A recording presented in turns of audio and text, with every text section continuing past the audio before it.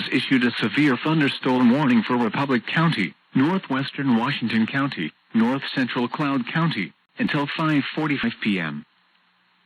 At 4:55 p.m., severe thunderstorms were located along a line extending from near Courtland to near Belleville to near Munden, moving southeast at 25 miles per hour. Expected hazards include 2-inch hail and 70 miles per hour wind gusts. This is a radar-indicated threat. The following impacts are expected: people and animals outdoors will be injured. Expect hail damage to roofs, siding, windows, and vehicles. Expect considerable tree damage. Wind damage is also likely to mobile homes, roofs, and outbuildings.